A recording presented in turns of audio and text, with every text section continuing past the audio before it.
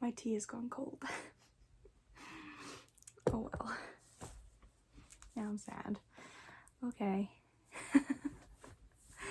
Hello everyone. It is me again. My name is Allison and today we are doing my March and April wrap up.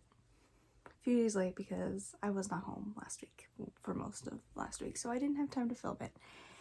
Anyway, let's get to it.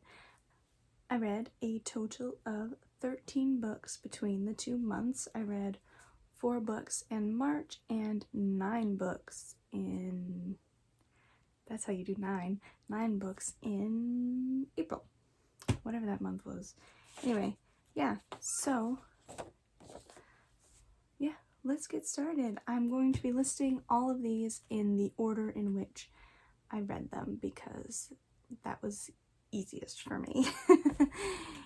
And I started off March with something a little different, something I don't usually gravitate towards, something, yeah, that looked fun and I thought would be a good time. So I picked up Icebreaker by Hannah Grace. Don't know what made me pick it up. I was like, that's a cute cover and I like figure skating. So I think that's why I grabbed it, because the cover is very cute. And in March I was doing this thing where I tabbed my books, except I don't know if there's a proper way to tab your books, but I'm pretty sure I was doing it wrong. I was just sticking tabs wherever I wanted. But anyway, yeah, Icebreaker. I ended up giving this 4 stars. There was a time when I was reading it where I was like, oh my god, am I gonna give this romance book 5 stars? But on a whole, I decided on 4 because even though I did have a really good time, the characters were all really enjoyable and really fun, especially like the hockey team. They were all just really great. Usually I hate books with a big cast, and because there's always people that are just annoying and unrealistic sounding, you know what I'm talking about? Anyway, but yeah, all the characters in this were just great, except for that one guy that I wanted to get run over by a truck. But yeah, yeah, it was all good. The epilogue didn't need to exist, in my opinion. I kind of hated it. It was not what I wanted the epilogue to be. It was kind of a bit of a letdown, but anyway, the rest of it was really enjoyable, and I think I might pick up more from this author. I mean, I had a good time, even though this book gave me whiplash too. It would be so incredibly cute one moment and then like shockingly spicy in the next moment, and I was like, whoa, what are we doing here? But yeah, anyway, I had a good time. It was fun. It was a laugh. It was a good time. And also a lot of good and interesting conversations going on in this book, which surprised me, and it was good. This book surprised me. It was good. I had a good time. I read it in like almost one sitting, I think, so I had a blast. Anyway, we're gonna move on. Yeah, moving right along. The next book I read was Hellbent by Leigh Bardugo. Again, I tabbed it. Probably, I don't know what any of these tabs mean, although I think the yellow tabs were anything to do with Darlington for some reason. I don't remember why I was tabbing. I was just tabbing things I think I should remember, because I'm pretty sure this dust jacket is a little too loose on this book. Anyway, because I was pretty sure I was going to forget everything that happened in this book before the next one came out. I think there's going to be a next one. I mean, that's how it ended anyway. But yeah, because I had completely forgotten everything in Hellbent by the time I read not Hellbent, Ninth House by the time I read Hellbent. But yeah, I ended up giving this one, oops, I went out of order. Oh well. I ended up giving Hellbent 4 stars. Yeah, like, it was good, but it was very repetitive. Like, the things that were happening in this book, I kept feeling like, haven't I already read this part? But no, well, it was new, but it just felt, yeah, it was, honestly, I feel like the book could have been maybe 100 pages shorter and it would have been better. But yeah, I gave it 4 stars because I do really like the characters. I really like Alex as a main character, and it was okay. I might bump my rating down to maybe like a 3.5 star instead of a 4, but yeah, I mean, I really like these characters. I will be reading the next one if and when we get a next one. I'm pretty sure there's gonna be a third book. I don't know. It felt very middle book-ish. It was just kind of all like, okay, can we get on with it, you know? But anyway, we're gonna move on to the book that I actually read after Icebreaker. And so, the book I actually read after Icebreaker was Emily Wilde's Encyclopedia of Fairies. I loved this book. 5 stars. It was cute and had spooky fairies, and it was just a good time. I loved Emily and her buddy there, Wendell. Can't believe I forgot his name. Especially name like Wendell. I loved them, and I loved the little village that they're in, and the fairies that they're discovering around there, and like the interesting storyline, and I had a good time. I can't wait for book 2. I really can't. And yeah, just a good time. 5 stars. Yeah, the 4th book I read in March was A Prayer for the Crown Shy, the sequel to A Hymn for the Wild Belt, and I ended up giving it a 4 star because I did enjoy it. There were times in this book that made me laugh, and the ending did get me. I teared up a little bit at the end, but on a whole, the series, it just kind of fell flat for me. It was too, I don't know, like, it just felt like we were getting taught how this world functioned. Like, it felt like I was in a lecture and I was learning about this world, and it was like, see how this world is better than the real world. Here's all the ways that we function that make it better than, you know, the real world or whatever. And it was boring. It was really boring. And yeah, I mean, yeah, I didn't feel anything for the characters by the end, even though I did feel a little emotional. I was still like, I'm not really attached to them. The world, not really attached to the world. It was fine. I don't know if my blah feelings for it are because I didn't really care for the narration or what, or if we just didn't mesh, but I don't know. It was fine. Alright, so the next book I actually got halfway through in March and then finished in April, and that was For the Throne by Hannah Whitten. I don't have it because I decided to unhaul that series, the duology for the Wolf and For the Throne. It was on a whole, I really enjoyed the first book. I had a good time by the end.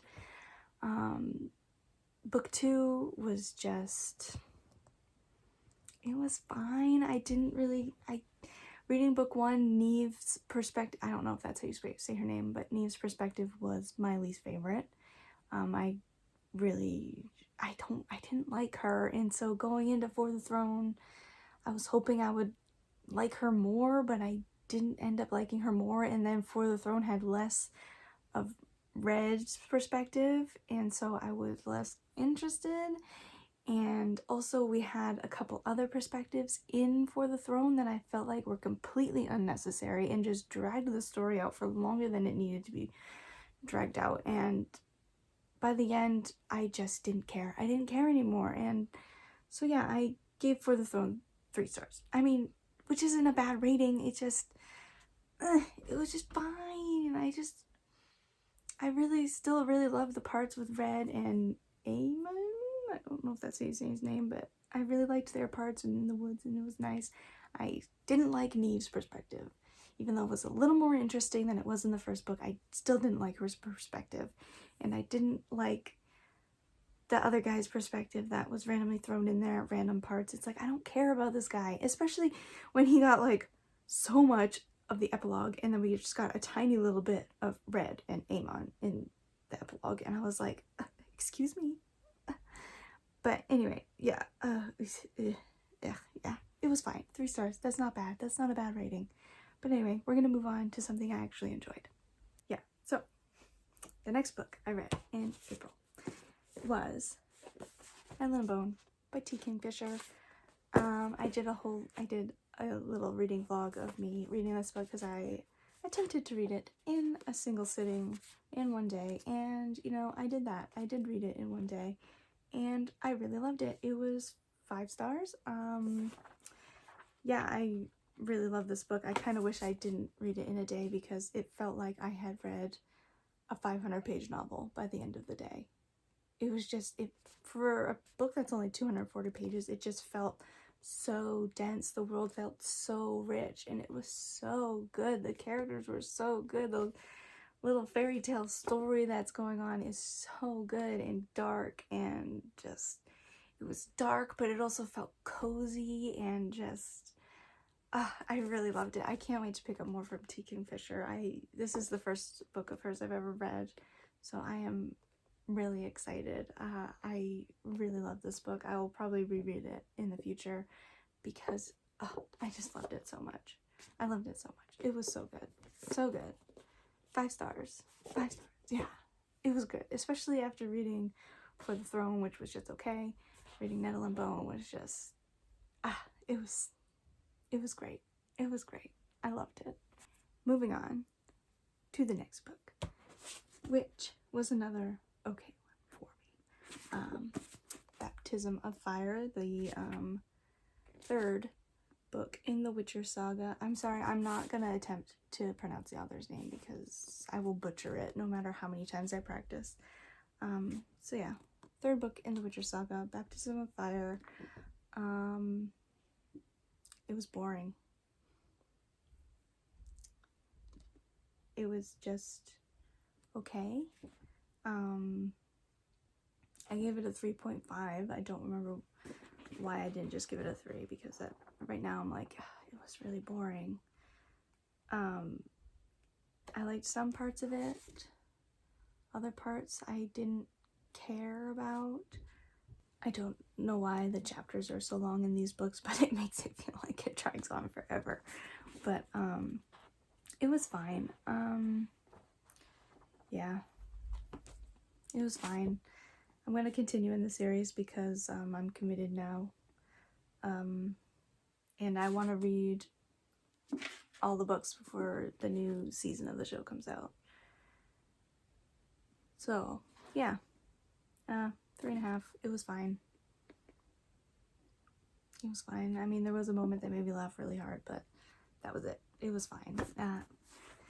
And there was a part that was really confusing to me, and I didn't understand why it happened the way it did, but whatever. I don't know. 3.5 stars, I guess. Maybe I'll bump it down to a 3. I don't know. And the next book I read was a lovely little reread that I picked up because my best friend finally read The Undertaking of Heart and Mercy, and she was sending me all her reactions the whole time she was reading it, and it made me just want to reread it. And so I remembered I had the audiobook. I had bought the audiobook a while ago, and yeah, I sat down and just listened to the whole audiobook in a day and read along. I think I listened to it on like 1.5 speed, and I read along with it, and it was just a lovely way to spend the day. 5 stars. I still love this. It's I can't wait for the sequel that's coming out soon. It was just announced. I'm actually pretty excited about it. So yeah, even though it's not a proper sequel, but still, I'm excited about it. I'll read it. But yeah, Undertaking of Heart and Mercy, 5 stars. Still, it was a reread. Loved it to pieces. To bits. We're gonna move on.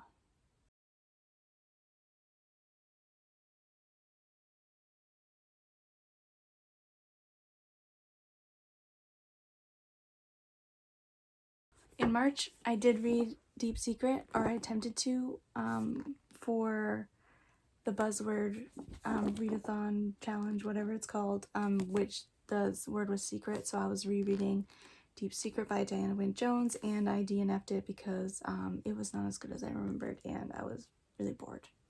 But yeah, moving on. It's going over there, I guess.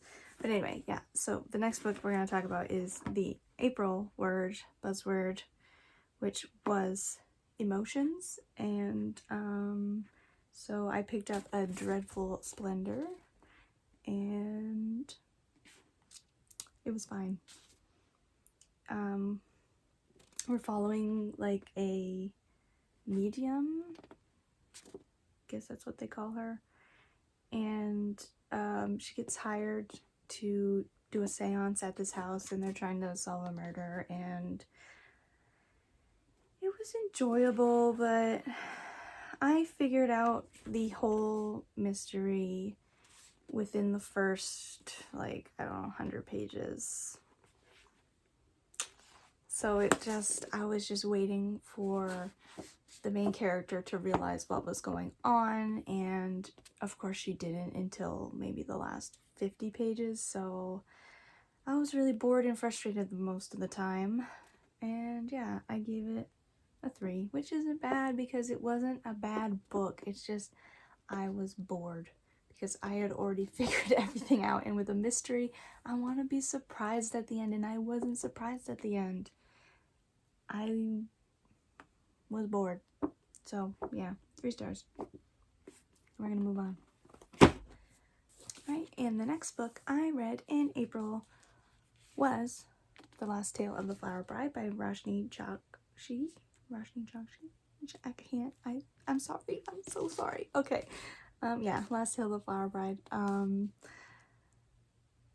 5 stars. I loved it. I really loved it. It was spooky and creepy, and it was like a fairy tale, but like a thriller at the same time. And that whole like, is there magic or isn't there magic going on was just, it sucked me right in, and I loved it. I went in this book not knowing anything about it, and I was blown away. The only thing is, though, I don't like this cover. I don't like the UK version either. Like, don't get me wrong, it's a beautiful cover. Like, it's beautiful. I think I picked it up because of the cover alone, but it just didn't feel like it fit the story to me. Yeah, but yeah, 5 stars. I really loved it. I was on the edge of my seat. Yeah, loved it. It was good. 5 stars. Yeah. And moving on, let me flip my notes over. Okay, next book I read was, spoiler alert, by Olivia Dade. After reading Icebreaker, I was like, yeah, I think I need more contemporary romance in my life, and this one looked cute. Yeah. I gave this one 3.5 stars. On a whole, it was a little too cringy for me. Like, not the romance or anything like that. Like, that was all fine. It was a lot of it revolves around like fan fiction and stuff like that, and oh boy, it was a little much. Like, some of the fanfic, like, there's in between each chapter, there's like either like a little online conversation or like a fan fiction or like a terrible script or something, but some of the fan fiction was like cringy, like in a funny way, and like made me laugh, but some of it was just, oh, it was bad. And like the usernames, having to read them over and over and over again was a little much. I always hated like online chat room usernames. I never was able to make a cool one for myself, because it all just seems so cringy. And then like reading all of these usernames just reminded me like, oh, usernames can be so cringy sometimes, and not in a good way. Like it was just like, ugh. And just like the amount of times we had to read them to know who was talking, and I was like, oh, I can't anymore. But yeah, and some of the people in like the fan fiction community were who cringy and just some of it just felt a little unrealistic to me. But yeah, I mean, and the next book I read in April, I had to remember what month I was talking about, in April, was The Adventures of Amina Al-Sarafi by Shannon Chakraborty. Yeah, this is the beautiful fairy loot edition, which is absolutely stunning. Yeah, I read this, and I remembered I had pre-ordered the audiobook because I had a feeling that there was going to be a lot of names in here that in places that I didn't know how to pronounce, and so I had pre-ordered the audiobook, and so I read and listened. I listened and read along to it at the same time, and I had a blast. The audiobook was fantastic. The book on a whole was fantastic. The only downside I think is that it's a series, and I'm gonna have to buy the standard US edition so my books will all match. But anyway, this was 5 stars. The characters amazing. The story was just a blast. It was so good. And like the little I don't know if you call it a twist at the end with one of the characters. It just I got all teary-eyed and it made me so happy. Like it was so good. It was so good. You know, this author, she can do no wrong. She has become an auto-buy for me. Like, after loving David Bod and now loving this, I mean, I'll pick up anything. I'll pick up anything with her name on it.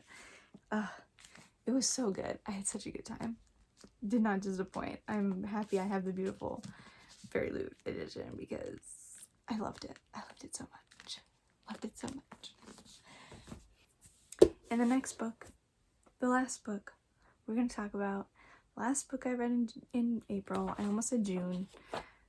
It's not even June yet, it's May. But anyway, the last book I read in April was another 5 stars, another knockout, and that was 10,000 Stitches by Olivia Atwater, the sequel to Half a Soul. Yeah, loved it. Very, even stronger than the first book, very strong Howl's Moving Castle vibes, which I loved because the magic that is experienced in this book reminded me a lot of Sophie's magic in the book Howl's Moving Castle. Yeah, that's right, people who have not read the book, Sophie's a witch. But anyway, moving on, talking about 10,000 Stitches. Yeah, it was just a joy. Just a joy. Just like Half a Soul. Like, I